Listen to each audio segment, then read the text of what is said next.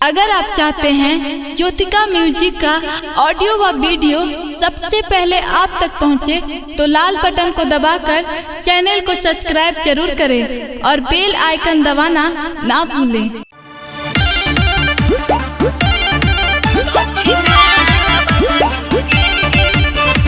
Jyotika music present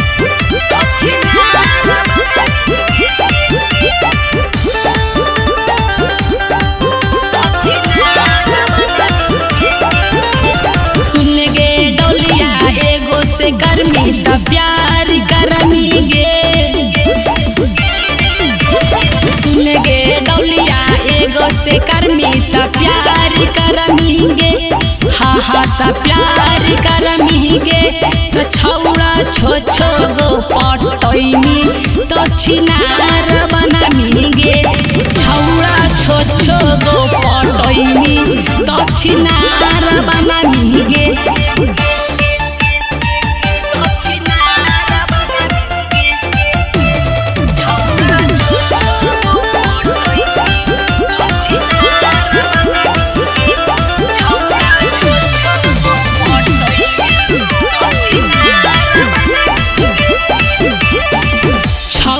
के दिल से गे छौड़ी करमी जे खेलागे, कर देता ऊंचा नीचता हो दौझा में लागे।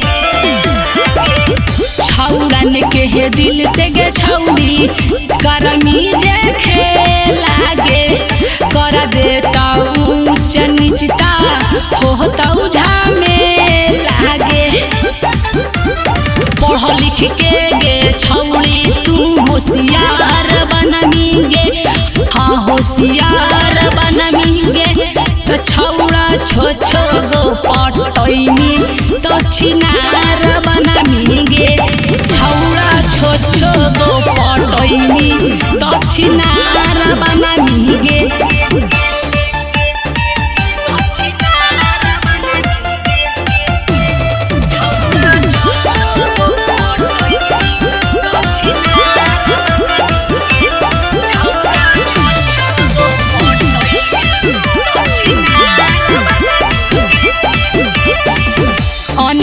बिहारी के छौड़ी मान ले तू बाती आगे, हब से सुधार ले तू पुरानिकाया दाती आगे। राजू बिहारी के छौड़ी मान ले तू बाती आगे, हब से सुधार ले तू पुरानिकाया दाती आगे। लगा हो मैया बापा के इज्जत बेकार करमी गे, एगे बेकार करमी गे।